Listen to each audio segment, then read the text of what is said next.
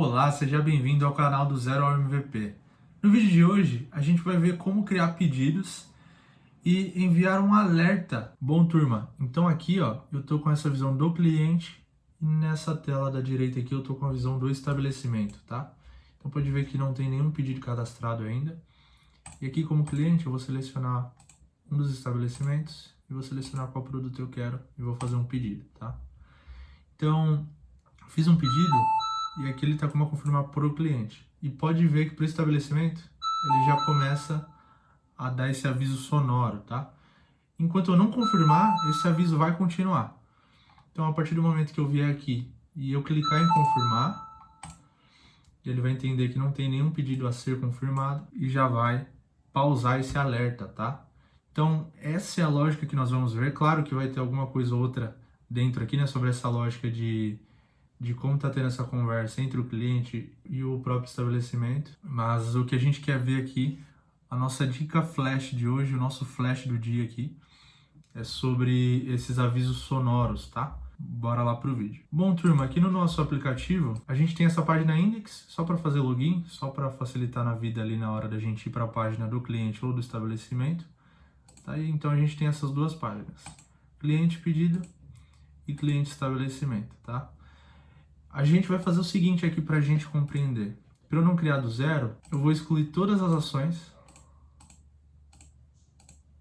das duas páginas e a gente vai fazer do zero, tá? Bom, primeira coisa, como já é de praxe, né? A gente vai estruturar o nosso banco de dados. Vou excluir esse pedido que nós acabamos de criar. E a gente vai entender como é que a gente montou o nosso banco de dados para a gente fazer essas funções, tá? É bem simples. Na nossa tabela usuário, que é uma tabela padrão, a gente usou 3 campos, tá? O primeiro deles, o nome, que é o mais simples, ele é do tipo texto. Então você vai criar um novo campo aí como nome do tipo texto, para a gente ter o nome do nosso usuário, tá? Um outro campo aqui, ele é sobre a nossa tabela estabelecimento, que nós já vamos chegar lá. Então eu tenho um campo aqui que ele menciona um estabelecimento. Para quê? Para que eu saiba a qual estabelecimento pertence meu usuário. O usuário esse que trabalha recebendo esses pedidos. Então a gente vai ter usuários que são clientes e outros usuários que são estabelecimento, né?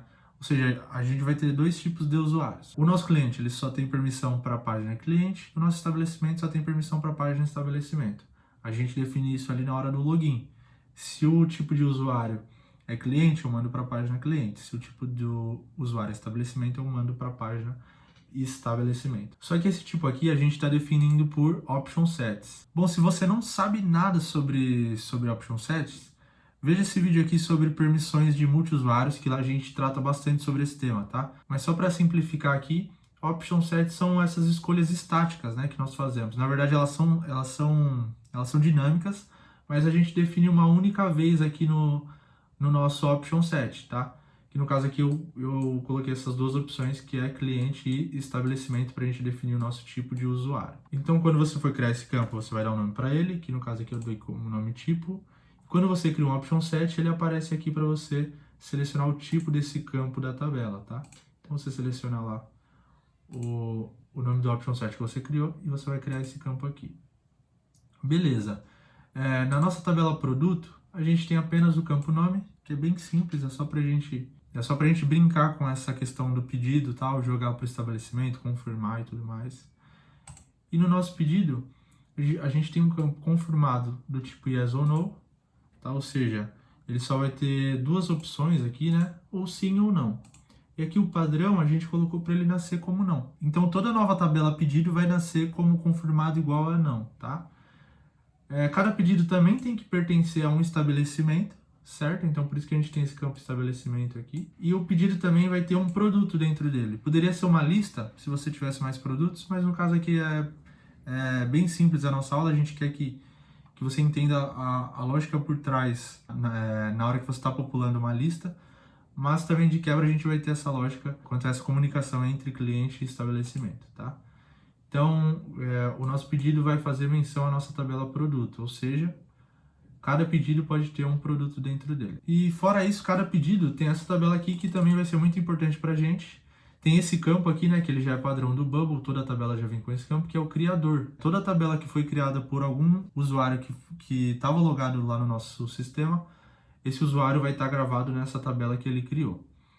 E por último, a nossa tabela estabelecimento. O nosso estabelecimento tem um nome e tem uma lista de produtos, né? Ou seja, são os produtos que ele oferece para os clientes dele. Tá feito isso, a gente já vai ter o seguinte aqui, que eu já deixei pronto. Nós temos 3 usuários, tá? Esse daqui eu vou até excluir. Então a gente tem o nosso usuário McDonald's, ele pertence ao estabelecimento McDonald's.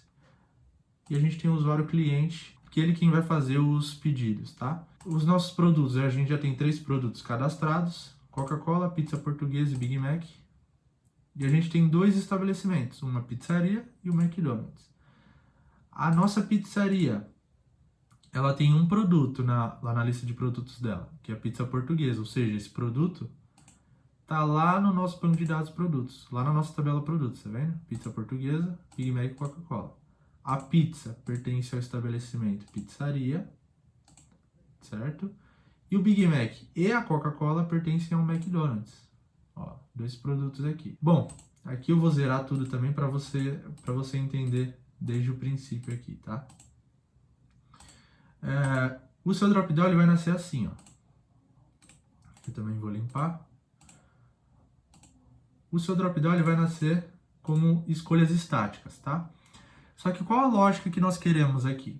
Eu quero que você selecione um estabelecimento e aqui eu quero que você selecione um produto que pertence a esse estabelecimento, tá? Então a gente primeiro configura esse primeiro drop-down aqui, que nós já colocamos o nome, só que não vão ser escolhas estáticas. Como a gente quer um estabelecimento que está no nosso banco de dados, vão ser escolhas dinâmicas, tá? Quais escolhas eu quero mostrar para esse usuário? Eu quero todos os estabelecimentos, então eu vou fazer uma busca por estabelecimento e não vou colocar restrição nenhuma. Aqui está feito, tá? E aqui é o campo que eu quero que apareça desse estabelecimento que eu selecionei, ou seja, a minha opção atual. E dentro lá da nossa tabela estabelecimentos a gente tem o campo nome, que é o nome que nós demos para esse estabelecimento. Então beleza, se eu der um preview aqui,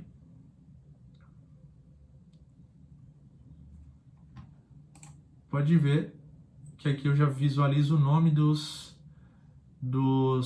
estabelecimentos que estavam cadastrados lá no nosso banco de dados, tá? E aqui no produto é diferente. Por que que é diferente? Porque aqui eu não vou fazer uma busca por todos os produtos, certo? Aqui eu vou puxar um dado direto desse drop-down aqui, ó. Drop-down estabelecimento, então aqui eu vou começar com ele. Eu vou puxar o meu drop-down estabelecimento, o valor dele e os produtos que estão vinculados àquele estabelecimento que você selecionou. Pode ver aqui no nosso banco de dados. Se eu selecionar o McDonald's, no meu drop-down produtos, eu vou ter os produtos dessa tabela. Que os produtos da nossa tabela McDonald's é Big Mac e Coca-Cola. Feito isso, a gente quer fazer um novo pedido quando a gente clica aqui nesse botão com base nesses campos que nós preenchemos. Então, quando eu clicar no botão fazer pedido, eu vou criar uma nova coisa, certo? Ou seja, quando o botão fazer pedido for clicado, eu venho aqui e vou definir uma nova ação. Uma ação de banco de dados e vou criar uma nova coisa. Qual coisa eu vou criar? Vai ser um pedido. E aí, quais campos desse pedido eu quero popular?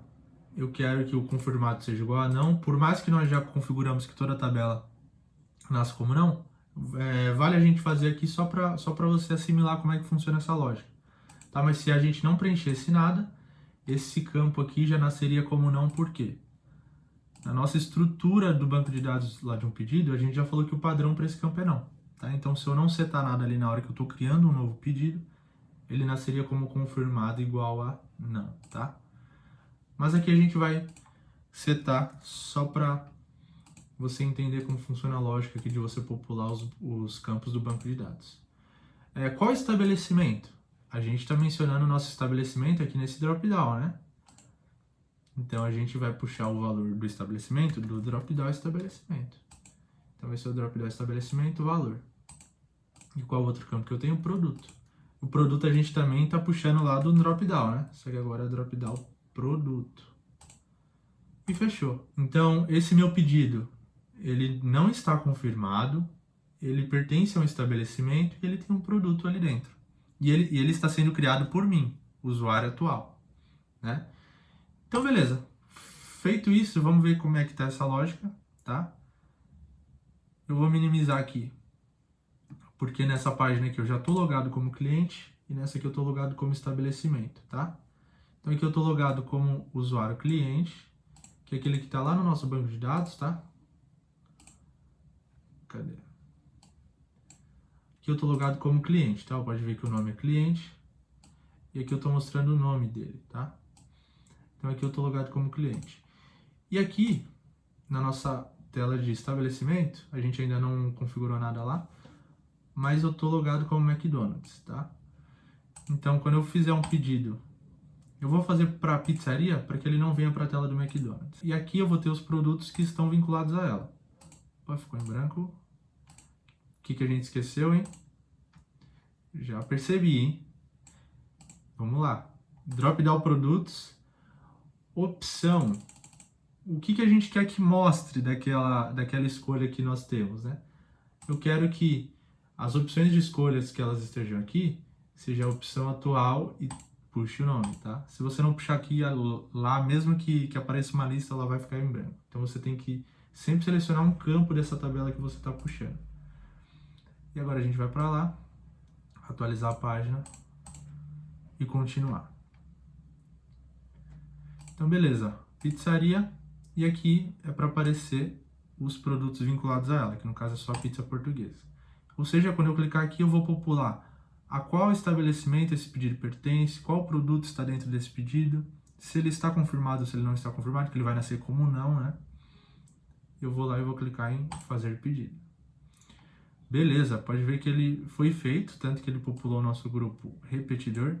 E agora a gente vai para as configurações do grupo repetidor, certo? Opções aqui funcionando, botão funcionando, vamos para as configurações do nosso grupo repetidor, tá? O seu grupo vai nascer provavelmente como user aqui e esse campo em branco, certo? Aqui também ele deve nascer como vertical scrolling, mas pode mudar para full list. Eu deixei com 2 células e uma coluna. Bom, então aqui a gente quer mostrar uma lista de pedidos, certo? Só que desse lado esquerdo eu separei pedidos a confirmar. Então aqui na fonte de dados eu vou fazer uma busca por todos os pedidos, certo? Só que eu quero que entre todos os pedidos, eu quero que você me traga apenas o que estão com o campo confirmado igual a não. Certo? E não só isso, né? Como a gente está com o nosso usuário logado e a gente sabe que o campo pedido tem esse campo aqui ó, de criador igual ao usuário, a gente já vai setar para que venha só os pedidos que foram criados pelo próprio usuário que está logado. Então, apenas os pedidos cujo criador, criado por, é igual a o usuário atual. E esse grupo aqui do lado também é a mesma coisa. A diferença é que o confirmado vai ser igual a yes. Né? Ou seja, quando o pedido ele estiver como não confirmado, ele vai estar aqui. E quando ele for confirmado, ele vai cair para cá. Simples assim, tá? Beleza, configurada essa parte, a gente vai para a nossa tela do estabelecimento, tá? Aqui é bem simples e bem lógico. Mas como a gente já tirou os workflows, a gente vai configurar primeiro os nossos grupos repetidores. Aqui é a mesma coisa, tá? A diferença dessa tela para a tela dos clientes é que na tela do estabelecimento a gente não vai puxar pelo criador, né? Por quê? Porque quando a gente salvou o nosso pedido, a gente mencionou a qual estabelecimento ele pertence, ó, tá vendo? Pizzaria.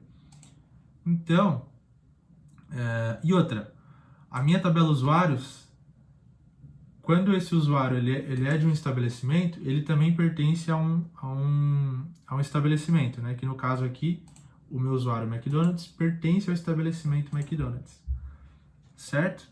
Então, como que vai ficar essa configuração aqui desse grupo? Nessa busca por todos os pedidos, claro, o da esquerda ainda é só os não confirmados, né? Ou seja, pedidos a confirmar. Então, eu quero todos os pedidos que o campo confirmado seja igual a não, mas apenas os pedidos que o estabelecimento seja igual ao estabelecimento vinculado ao usuário atual. Tá? Ou seja, se o meu usuário logado ele é o McDonald's, só vou visualizar os pedidos que estão com estabelecimento McDonald's. E o da direita, como é pedido confirmado, a lógica é a mesma lá do da esquerda, só que o confirmado igual a yes. Tá? Só que, no nosso grupo de pedidos a confirmar, a gente tem um botão para a gente confirmar aqueles que não estão confirmados, né? E vou começar um workflow a partir dele, tá? Quando eu clicar em confirmar, eu vou em ações de banco de dados e vou fazer uma alteração em uma coisa. Bom, pensa comigo.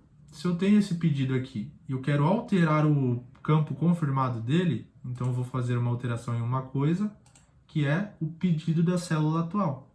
Né? A gente tem uma lista, cada célula vai ter seu pedido. A gente quer o pedido da célula atual, da célula que você está clicando naquele botão. Então, eu vou alterar o pedido da célula atual. E qual campo desse pedido eu vou alterar? O campo confirmado, né? Agora vai ser yes. Ou seja, quando esse pedido estiver aqui nesse campo confirmar e eu clicar, automaticamente ele vai para cá, certo? Porque aqui eu só mostro os campos que estão com confirmado como não. E quando eu clico aqui, eu transformo esse campo para sim. E a questão dos alertas? Como é que funciona? Já vamos chegar lá. Tá? Vamos ver como é que está essa lógica primeiro, que nós criamos até aqui, para a gente visualizar esses pedidos, tá? Então aqui eu estou logado como McDonald's, certo? Por isso que esse pedido para pizzaria não veio para esse usuário aqui que está logado como McDonald's. Mas, opa, tem que atualizar aqui, que a gente fez algumas alterações. Mas, eu estou logado como cliente. Se eu fizer um pedido pro McDonald's, aí sim esse pedido vai ser enviado para esse usuário aqui, né? Porque aqui a gente visualiza os pedidos do estabelecimento daquele usuário. Big Mac, opa, já chegou o Big Mac aqui. Mas e o alerta? Já vamos ver. Vamos ver se esse botão que nós configuramos está funcionando. Pedido confirmado, ótimo. E aqui ele já comunicou também, ó. Pedido confirmado, o Big Mac foi para lá, beleza. Agora a gente vai para a questão mais importante, que são os alertas, tá? Bom, para a gente usar os alertas, a gente vai usar esse plugin aqui, ó. Audio Alert, do nosso amigo Robson, brasileiro, que mora lá na França. Faz vários plugins aqui que ajudam muito a gente aí no dia a dia. Robson, valeu por mais essa contribuição. A mágica agora está aqui no nosso workflow, tá? O que acontece? Aqui a gente tem uma lista de pedidos que não estão confirmados, certo? Eu coloquei até no nome aqui desse item como pedido não confirmados. Aqui no nosso workflow a gente vai fazer uma ação que é o seguinte. Ela é uma ação em looping, que é essa aqui, ó. A cada 5 segundos eu quero que ocorra uma ação. Qual ação que eu quero que ocorra? Aqui você consegue setar o tempo, se você quer de 10 em 10 segundos, se você quer que essa ação ocorra de 5 em 5 segundos, beleza. Eu vou querer que ela ocorra de 5 em 5 segundos, mas somente quando a minha lista de pedidos não confirmados, ou seja, o meu elemento que está mostrando aquela lista que eu nomeei como pedido não confirmado, a lista de pedidos que está dentro dele, a quantidade dessa lista for maior que 0. Ou seja, o que a gente está dizendo aqui nessa lógica? A cada 5 segundos, sempre que minha lista de pedidos não confirmados não estiver vazia, ou seja, quando tiver algum pedido para que meu cliente confirme, eu quero que ele solte um alerta. E a gente vem aqui em ações de plugins e já vai ter esse campo aqui, ó, Audio Alert. Você tem até alguns outros sons aí para você testar, ver qual seja mais agradável para o seu negócio. Vamos lá testar mais essa lógica aqui quanto ao pedido não confirmado. Atualizar a página do estabelecimento e a do cliente. Então vou fazer mais um pedido para a pizzaria, para a gente ver que não está indo para lá. Pedir mais uma pizza. Beleza. Estou esperando a confirmação lá da pizzaria. Agora eu vou pedir no McDonald's. Big Mac. Big Mac. Vou pedir. Já chegou com alerta, tá? Enquanto tiver item para ele confirmar, o alerta vai continuar. Por quê? A gente setou que a cada 5 segundos ele vai executar esse alerta enquanto a lista ela for maior do que 0. Então aqui a gente tem um item, é maior do que 0, ele está ocorrendo aquela ação a cada 5 segundos. Se eu confirmar, na próxima ele não vai rodar mais. Ó. Parou. Tá? Então eu vou fazer mais um pedido. Mais um. Agora eu vou pedir uma Coca-Cola. Enquanto tiver item nessa lista aqui da esquerda, ele vai continuar apitando. Ó. Confirmei o primeiro. Continua. Confirmei o segundo. Ele vai continuar. Até que eu finalize tudo. E aí sim ele para. Beleza? Por que isso? Porque ele está correndo a cada 5 segundos, mas ele só executa a ação quando a minha lista de pedidos não confirmados for maior do que 0. Bom, turma, esse foi o nosso vídeo de hoje. Nosso site está no ar, está com a lista de espera rolando para o nosso clube do 0 ao MVP, que vai ter o nosso curso de Bubble, tá? E se esse conteúdo te ajudou, deixa o like aqui no vídeo, se inscreva no canal e manda para aquele seu amigo que quer tirar uma ideia do papel e não sabe por onde começar. Beleza? Te vejo na próxima. Um abraço.